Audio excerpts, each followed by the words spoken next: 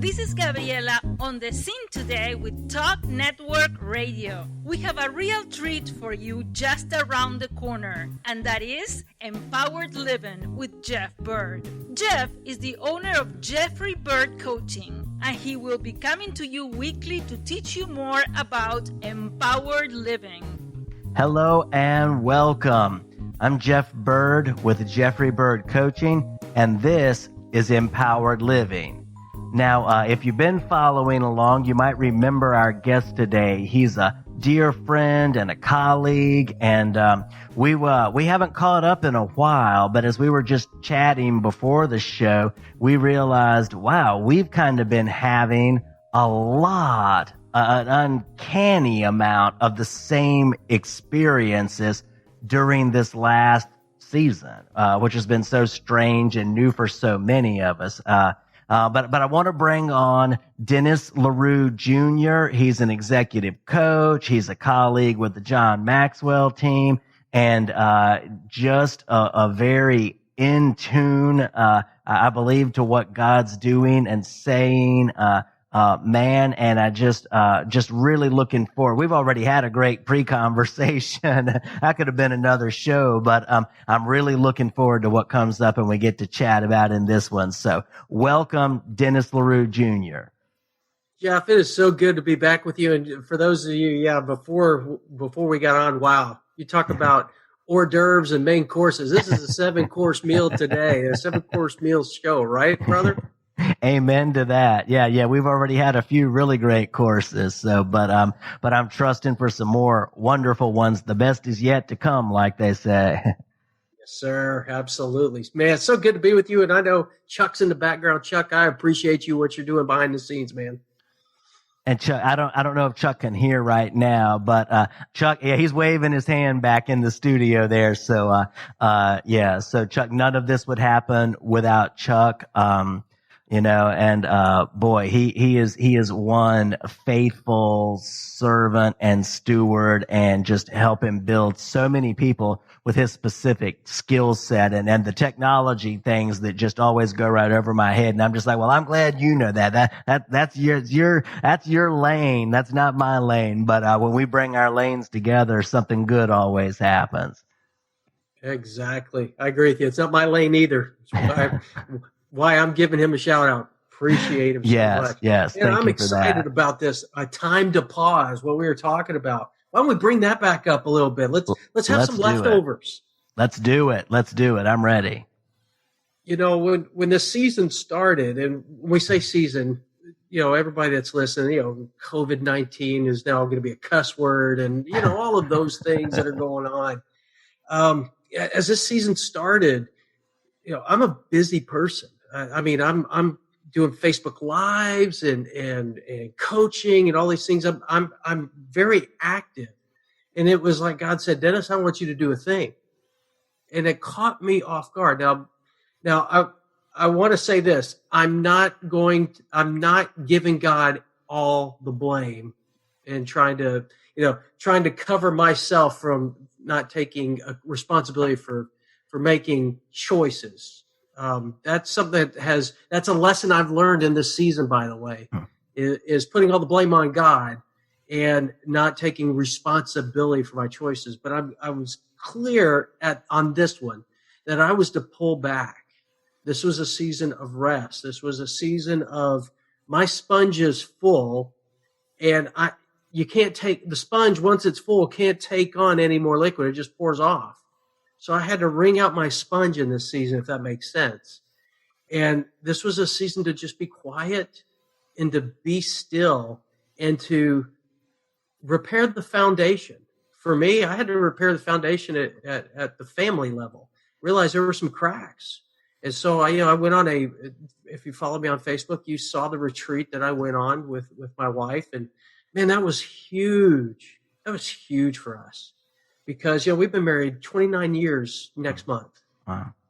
But we've never had a mission statement as a family. You think of businesses, organizations, we run a business, Jeff. And so, we want that. And we also want that life planning. We want that path for our lives.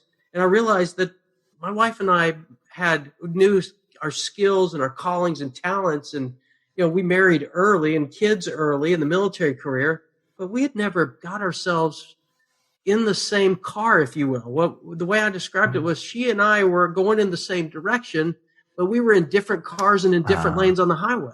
Wow. And the retreat helped us get into the same car. And so just that's just one example of a way in this season where God has just been reshifting and redirecting and kind of preparing for what's coming next, which I may have some prophetic edge to me, but I can't see the future. I don't know what that looks like from his perspective at all, but all I know is where there seems to be a lot of doom and gloom, I sense a hope. I also sense a battle. It's not, this is about the kingdom. And, if you know anything, I'm in the military. When it comes to war, the enemy doesn't just hold up flags and say, I surrender and give up, and you just move in. The enemy fights to the last man if they want to keep their kingdom.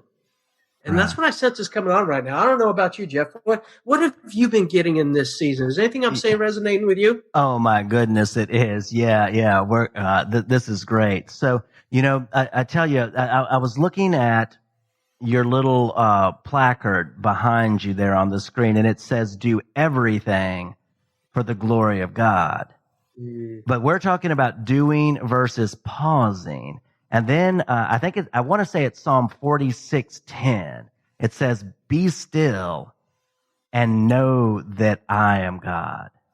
And I think one of the things we do that actually glorifies him the most is when we realize, hey, I need to stop.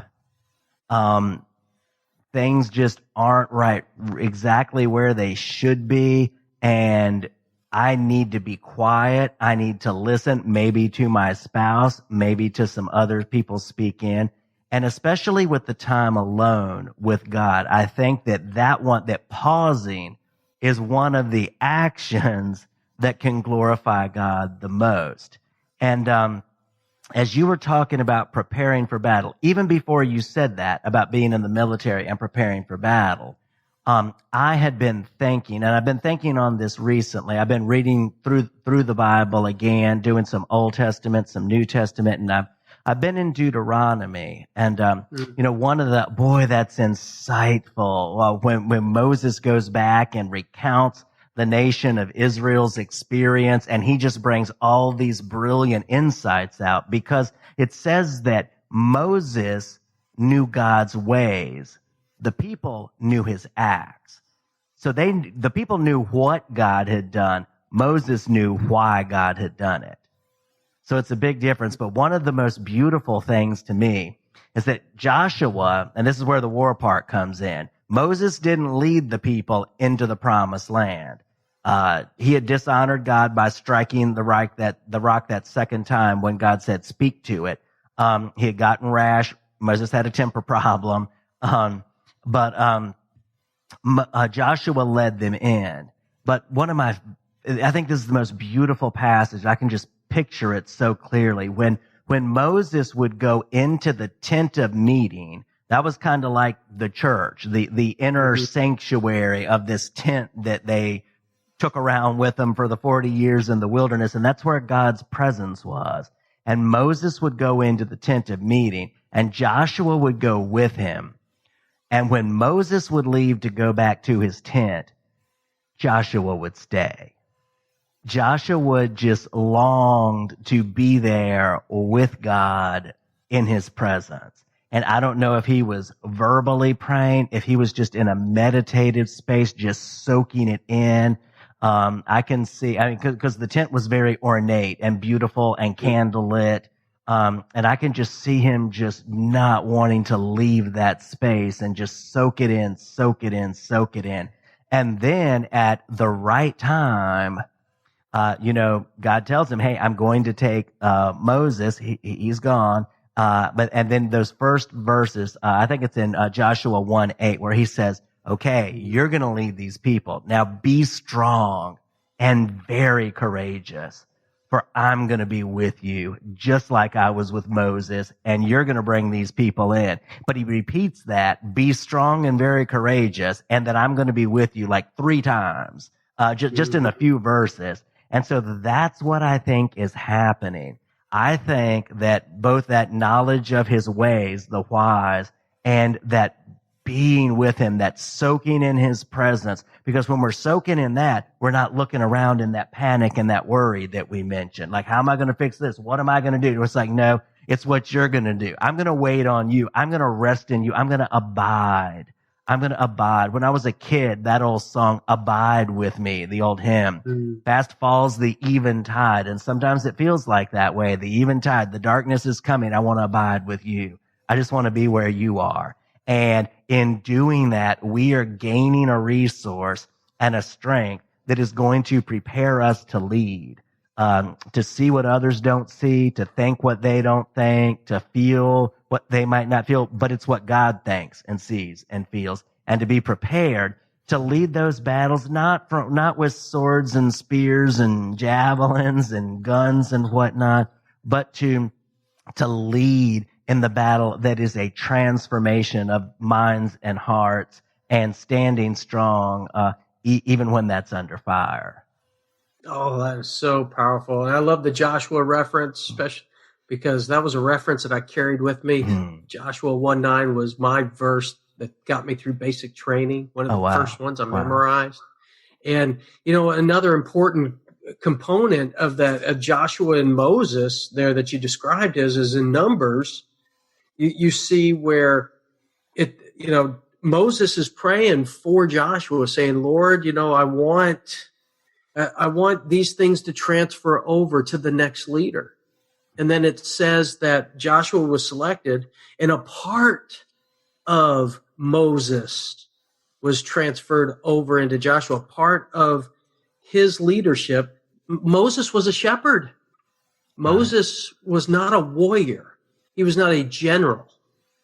And so, but he had the heart of a shepherd. And I believe that aspect of his leadership is what was being transferred over in that time where Joshua was alone in the temple, was alone there with the Lord when Moses left. I think that was the part that transferred over, because God was using the general that was already in him to stand firm and to lead and to organize and to strategize. But now he was pulling over that heart he already had a heart for God, but now it's that shepherd piece of the heart for the people. Yeah, I see that connection, and I'm thinking about our battle. That's the battle that's coming. It's a spiritual battle, isn't it? Mm-hmm. Where prayer is our. I heard it said by John Piper that prayer, when we pray, we're calling in airstrikes. We're calling in on the old walkie-talkies back to headquarters. Hey, we're calling in the coordinates for an airstrike. They're not walkie-talkies for us to order a cup of coffee. Right, exactly.